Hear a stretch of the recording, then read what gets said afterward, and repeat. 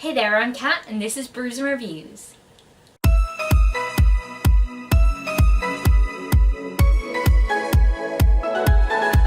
This is a really late TBR, but you know, I'm taking part in ThrillerAthon, which takes place from the 18th to the 24th of February, and here's my TBR, because, you know, I can't go like 10 days without making a TBR for something. Now, I actually had a TBR for this, but I kind of had to completely redo it because I'm going on a surprise holiday at the end of Feb, and that's like bang smack in the middle of this readathon, and I'm only taking hand luggage, so given the weight restrictions of that, I'm kind of having to not take books. Yeah, it kills me too. However, I have a Kindle, so, you know, it doesn't kill me that much because I can just read Kindle books and audiobooks and I'll be fine.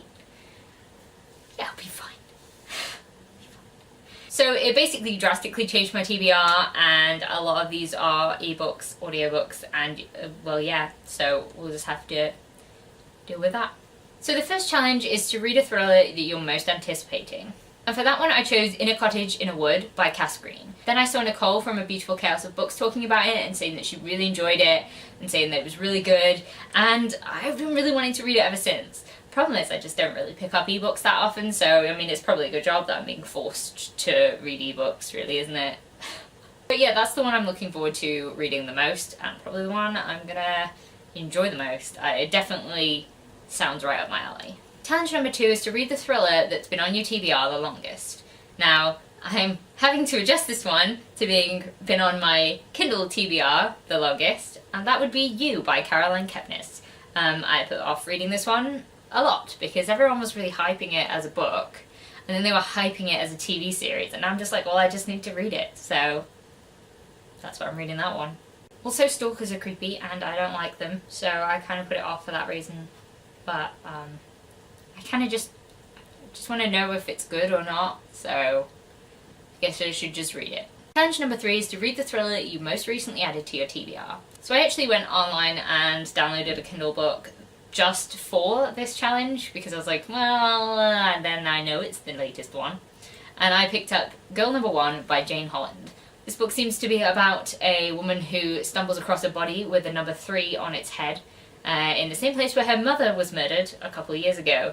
And the whole having numbers on a murdered person's head reminds me of The Frighteners. Did you guys ever see that film? I remember really liking that film when I was younger, and it reminds me of that, but like a horror version of that, so that should be interesting. Challenge number 4 is to read the thriller with the best cover, and I chose The Hunting Party by Lucy Foley.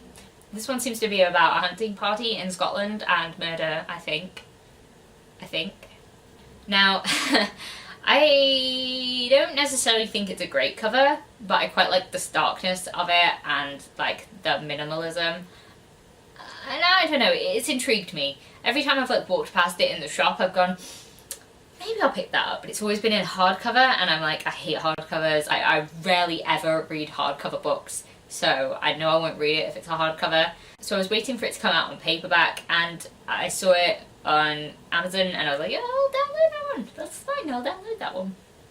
Challenge number 5 is to revisit a thriller book or author, and I've chosen to read From POTUS Field by Patricia Cornwell. Now, this was on my TBR for quite a while. It's been on my TBR. I've tried to read this for about a year and a half, and I kept putting it back down. So I'm going to start from the beginning, and I'm going to read it, and nobody's going to object to me taking one physical book on holiday with me. For when the Kindle is charging, obviously. And the last challenge is to read a thriller book that has been recommended to you. For that one I've chosen 13 by Steve Kavanaugh. So that was actually recommended to me by someone that I used to work with, and more recently, again, I've seen Nicole from A Beautiful Chaos of Books talking about it. She was supposed to be reading this for a ThrillerAthon and actually managed to finish it before ThrillerAthon, and if that doesn't bode well, what does?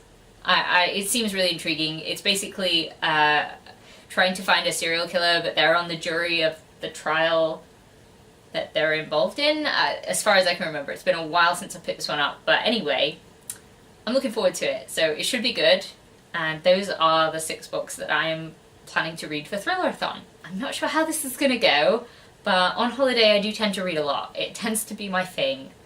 And given that this is literally just a break for relaxation and doing nothing, I can see myself reading a lot. Unless I freeze to death, because I have no idea how hot this is going to be. So if you're taking part in ThrillerAthon, let me know what you're reading. If you've ever read any of the books that I'm planning to read, let me know what you thought of them. If you like this video, please leave a like, comment, subscribe, and I'll see you in the next one. Bye!